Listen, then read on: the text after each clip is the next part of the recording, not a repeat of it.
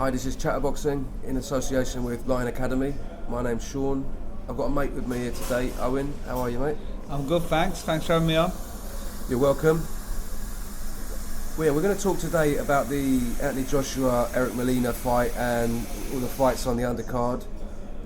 Give our predictions and a couple of breakdowns for them.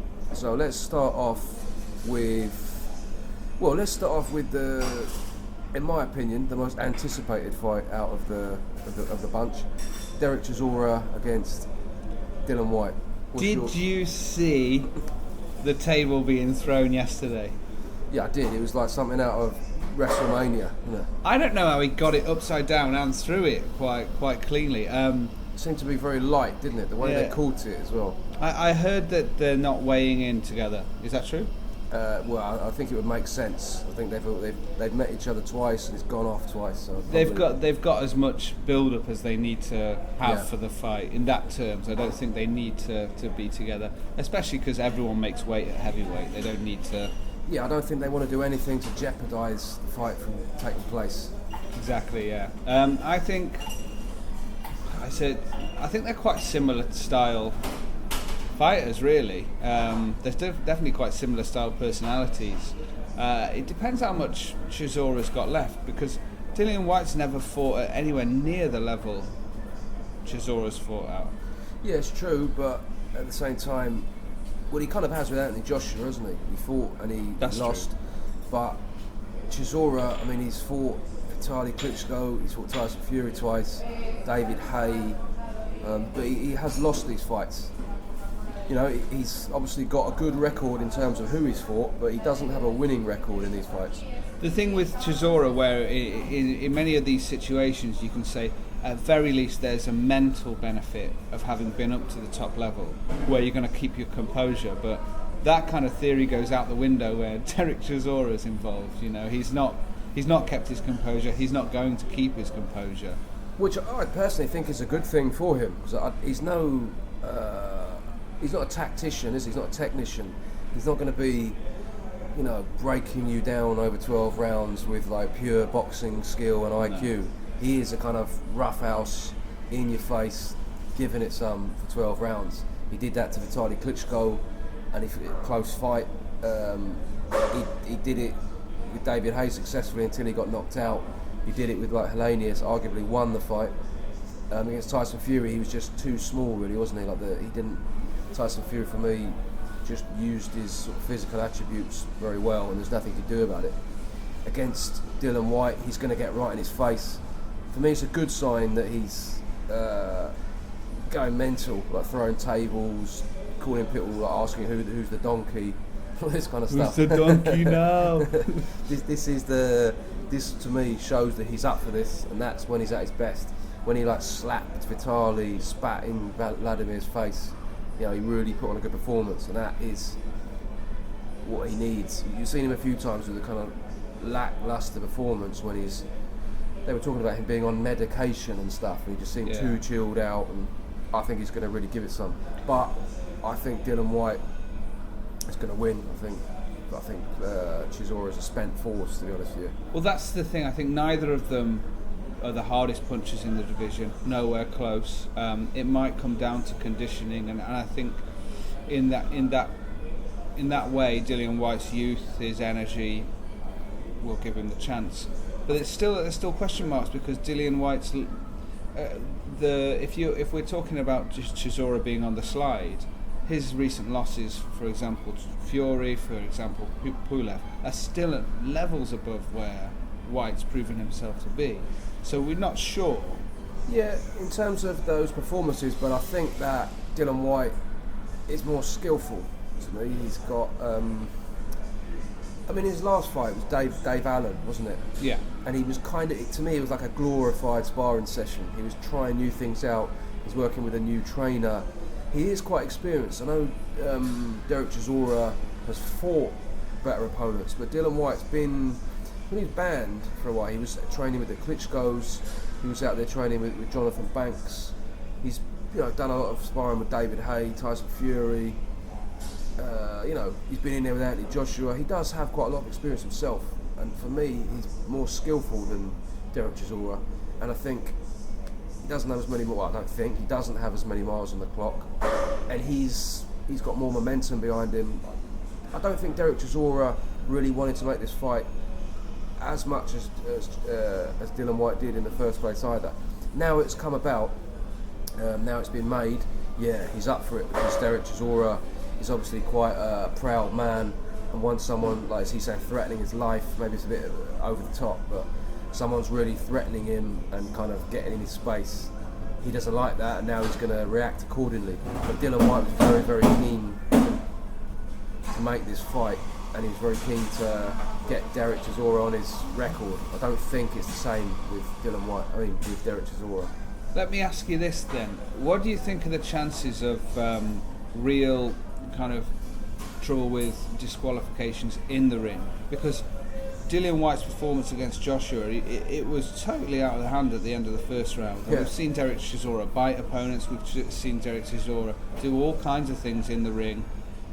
What's the chances of that happening, do you think? Well, that's a distinct possibility. It's a good question, because like you say, that they both have history of this.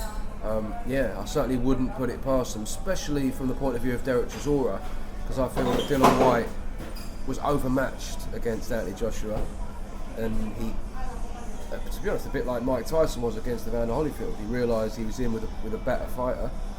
He couldn't really win, so he just sort of thought, right, I'll just kind of take it to the street basically, and just start like swinging on him like between rounds. Yeah.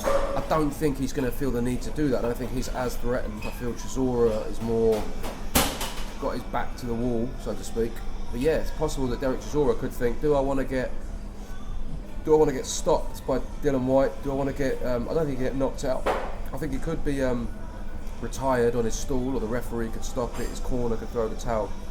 Would he want that to happen, or would he want to just sort of nut him and kick him in the bollocks or something? I don't know. I'd wear my hard hat if I was the referee. I'd be shitting myself. But it is the problem is because neither will back down. If one does something stupid, the other one's going to stand his ground and do something else. Yeah. Eddie Hearn must be shitting himself about that. And you've got like a sort of local derby. You've got like North London against South London. There's a lot of kind of pride on the line. You know more about me than that. Do you know what I mean? I don't know. I could see this really, kind of escalating, getting out of hand. Do they both have big entourages? Well, I know Dillian Whyte does to a certain extent. I saw him when he. I don't know if he always does, but when he fought Anthony Joshua, I remember he turned up. He had like quite a load of mates from Brixton there, like kind of looking quite intimidating, trying to. And he mentioned it there as well, because there was Stormzy, he's from South London, and he was talking about, he's sort of siding with Anthony Joshua from North London. Not that it's like a really big thing, but I can see there is that kind of potential. There's that sort of like a kind of turf war sort of style. Not that either of them are really involved in that particularly, but still, you're kind of representing that, and in football terms, if it's like, I don't know, if Millwall are playing against West Ham, then the players don't want to lose that match, do they? Yeah. And it's not quite the same thing, but there's an element of that potentially. It's interesting. It's gonna. I haven't made my pick yet officially. I think you're probably right in saying Dillian Whyte's the favourite. I don't know if he's the betting favourite. I think, like, to be honest, what you just said there about it getting like disqualified, it's just made me possibly reconsider. I think that the referee or Derek Chisora's corner, similar to the second Fury fight, I think they're going to stop the fight. But there is a potential that Derek Chisora just goes loopy and just like nuts him or something. It could so easily happen. We've not seen stuff like this for. I mean, Dillian Whyte seems to be just a dude from the street, and so does Derek Chisora, but we've not seen it like this where it seems to have as much chance as something's going to happen in the fight. So it's not going to be played out like Vladimir Klitschko, David Hay. It's not going to be played out like that. There's going to be something going on. Yeah. And it's whether Eddie Hearn and the referee can make plans for it. But even with saying that, the referee can go into these changing rooms beforehand and say, I'm not going to accept this. Doesn't mean they're not going to do anything. No, especially once you get like punched in the mouth. After things the bell, change, don't they? After the bell, all that stuff. All right. Well, okay. I'm going for Dylan Whyte, either on points or a late stoppage. I'm going to go for Dylan Whyte points. Okay. All right. Well, let's move on now to another heavyweight fight. Luis Ortiz, allegedly one of the most avoided fighters in the game, against Dave Allen. Did you see Tyson Fury said Luis Ortiz is 147 years old? Yeah, I think like sort of maybe 47, maybe. I think there's. How old does he say he is? I think he's advertised as being about, I don't know, maybe like 38 or something. 38. He's definitely not 38. No way. I'd say he's probably 45. I mean, it's been a hard paper round if he's 38. Yeah, I mean, he's definitely not 30. I'd say 45. He's closer to 48 than he is to 38, I imagine. I don't know, I haven't seen his birth certificate, but he looks like he's got, a few miles on the clock. But he's good, and he's definitely an elite heavyweight. It's funny, the heavyweights are flying these days, I think, in terms of interest, if not elite talent compared to the 80s. But he's just another one in the mix that we want to see. It's great that he's signed up to Eddie Hearn, where all the good heavyweight stuff's going on in England. The English heavyweight merry-go-round is in far better shape than it was in the old Danny Williams, Audley Harrison days. Yeah. And the Martin Rogan days. It's a good place to be. It's good that he's here, and I think he's going to be happy just that he's got a promoter who can get him out, trot him out every so months, earn him some money.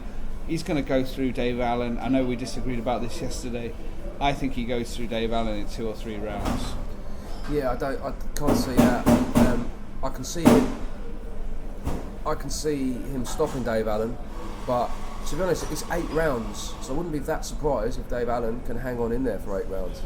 When the fight was originally made, I thought it would be. I didn't know if it was going to be 10 or 12 rounds. I thought that Dave Allen would get stopped in about 10 rounds. I didn't know it was 8 rounds. Now I've kind of, I suppose the problem I see for Dave Allen is that if you look at Luis Ortiz, his sort of attributes, and you look at Dave Allen's last performance, he fought Dylan Whyte. Dylan Whyte was just hitting him at will. Dylan Whyte's got reasonably quick hands, but not on the scale of Luis Ortiz. Luis Ortiz is a southpaw. When Dylan Whyte switched to southpaw in that fight, which he did quite a few times, Dave Allen just couldn't defend himself. Luis Ortiz is a harder puncher. He's a natural southpaw. I can just see him really teeing off on him. So, and I think he's got to make an impact on the British fight fans. What better? This is, forget Malik Scott, who I didn't see all the fight, but by all accounts didn't want to fight, and he's a decent boxer, so he made Luis Ortiz look bad. Luis Ortiz, let's say, in his head, this is his first fight in England. To the English fans on an Eddie Hearn card, he wants to make an absolute statement. Yeah. If he knows his onions, he's going to try his best to have a highlight reel knockout of Dave Allen, and I think he gets it. Yeah, I agree. I just think 2 rounds, possibly. I think Dave Allen is tougher than that. I don't think he has the defence. He doesn't have the defence to avoid it. He's not quick enough on his feet. He's tough enough to take some punishment. I suppose it depends how much the referee wants to let him take. I can't see him just getting knocked out, knocked spark out. The other thing I wonder with Dave Allen is he is technically coming out of retirement, let's not forget, because he retired straight after his last fight through depression, and then Dillian Whyte, to his credit, said, come down and spar with me, so he's been back in good company, which is a good thing. But what's the mental state of the guy? Is he ready for the fight? These are unanswered questions, really. I think he's a really good guy who will fight anyone, so I don't think personally he will be that affected by that. I think he's up for it, but I don't. It's a question mark. It's just I just think that it's a complete mismatch, isn't it? I mean, whether Dave Allen goes on to be better than he is now in 10 fights time, maybe. I doubt he'll ever get to a level where he can compete with Luis Ortiz, from what I've seen. Certainly not at this stage in his career. And as you pointed out, like, Luis Ortiz has got something to prove. He was in a real dud in his last fight.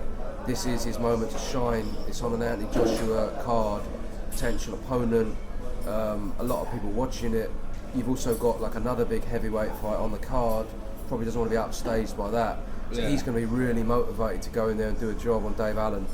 Dave Allen, for me, you need to have good movement to beat Ortiz, or you need to have, like, you know, real firepower yourself. Things like Deontay Wilder, Anthony Joshua, Vladimir Klitschko.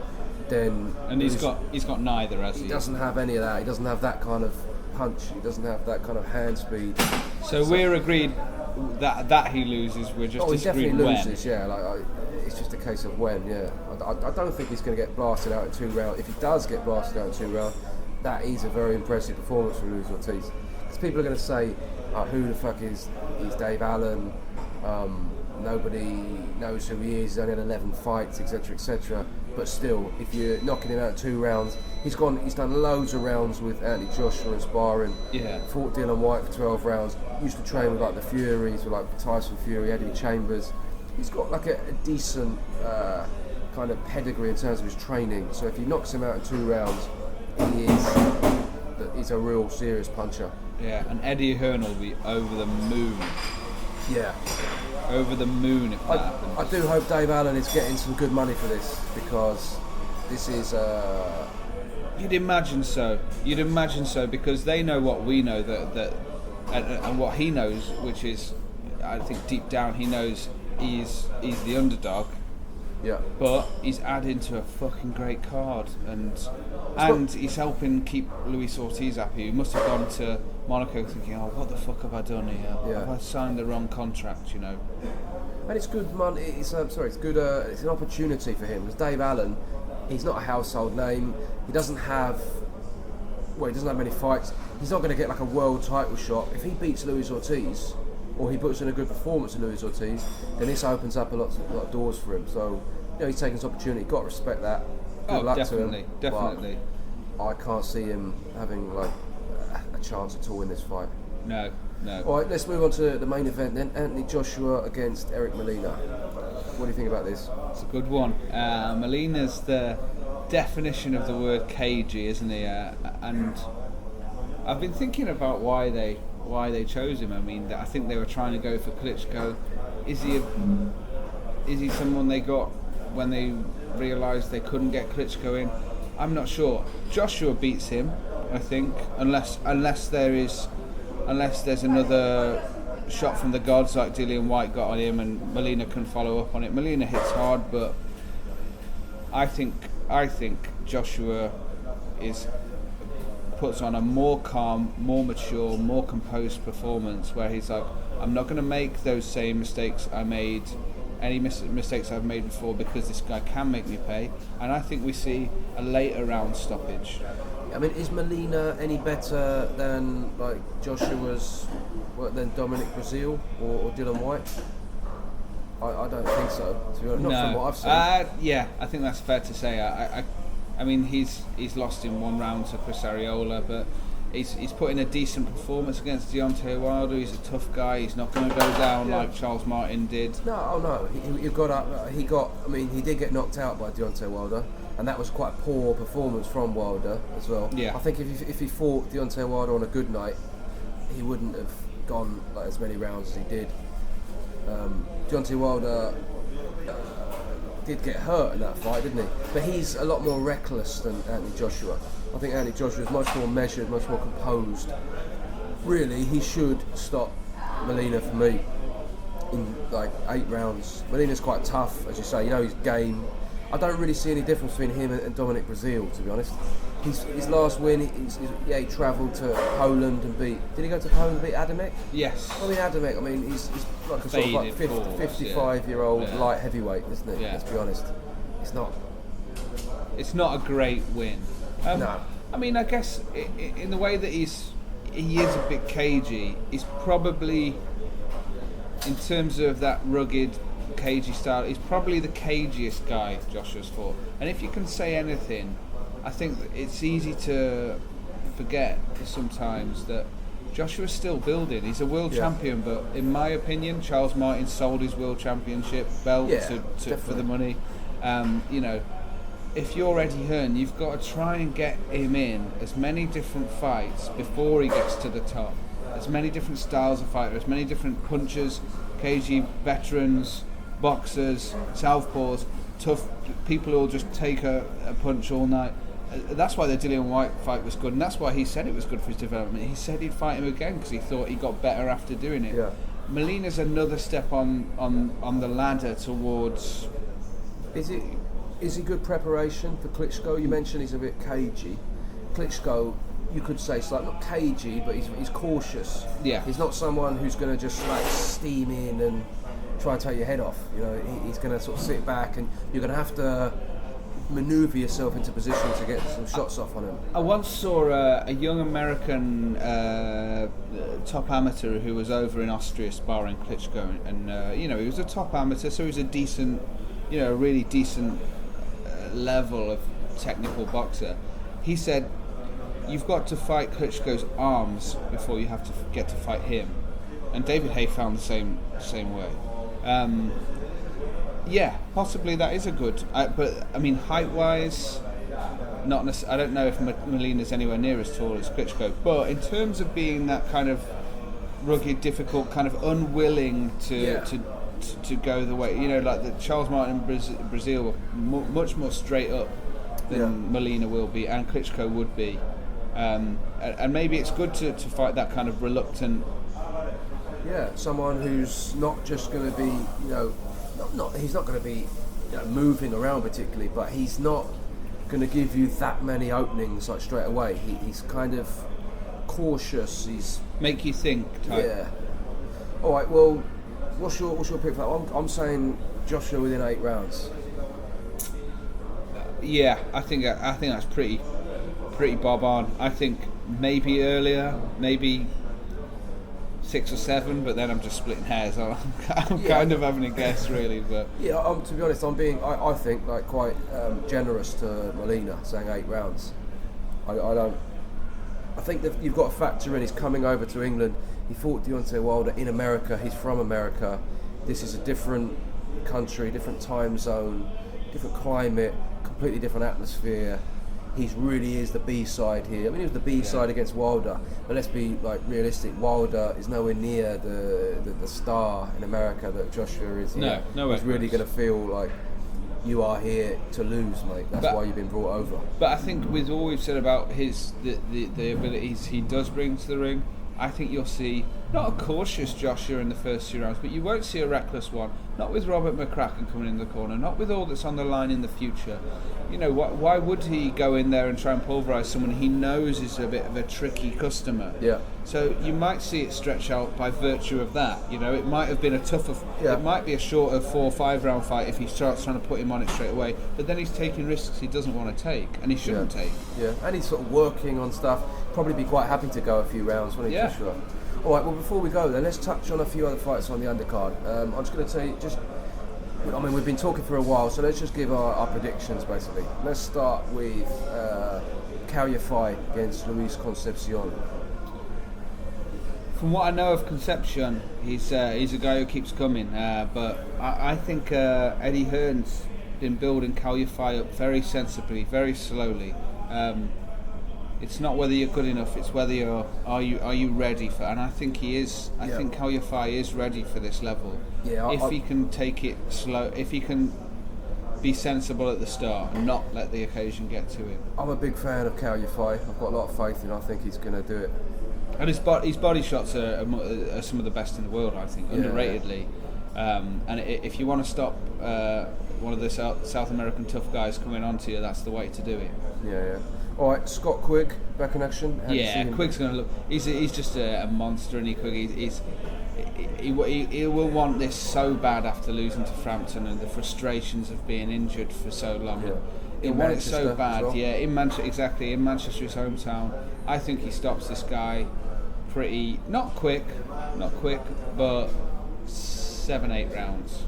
Okay, yeah, I agree. I can't see him losing this. I think Well, I mean, unless his broken jaw becomes a factor. But I don't think so. I think he would have prepared properly. They know that he's fully recovered. And I think, I look at Scott Quigg to put on a good performance. Okay, what about Callum Smith? He's back in action. Luke Blackledge. It's a marking time fight, I think. It's part of a great undercarder, but then I think you said to me earlier they're not going to risk him against. I mean, he's mandatory challenger for Badou Jack, so he will be fighting either Badou Jack or James DeGale. There's no way Eddie Hearn is going to put him in with someone who is going to derail those plans. No disrespect to Luke Blackledge, he's been given an opportunity, he'll take it and he'll do his best. But you expect Callum Smith to win quite comfortably.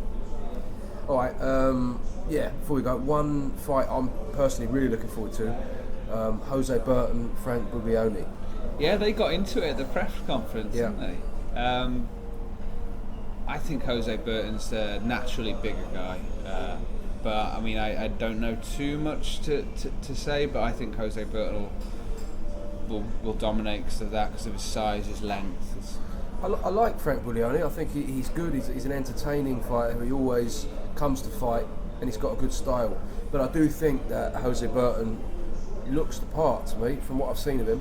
I've seen him, I don't know how many times, maybe like 5 or 6, and he has looked like a real class act. He's fighting training with Frank, Joe Gallagher, and all the people around, Callum Smith, Liam Smith, Scott Quigg, Anthony Crolla. He really is in good company there, and it's a top gym. Yeah. Having said that, Frank Buglioni he's got quite good experience, hasn't he? I mean, he's been training over in Ireland, in Dublin with Pascal Collins. He's been in with with Jimmy Tibbs. Yeah, I think he's friends with Canning Town. And now he's with Don Charles in North London with Derek Chisora. So he's really sort of learned his trade. He's been in different places, probably picked up a lot of stuff from different people. And we know he's tough. He can punch hard. So it's pretty exciting. Looking forward to that one. I'm going for Jose Burton, but I'd definitely give Frank Buglioni a good chance in that. I'm going Jose Burton points. Okay, well, I mean, we've been talking for this for some time, so I think we'll leave it there. So, Owen, thank you very much for joining me. Thanks for having me. Okay, thank you very much for listening.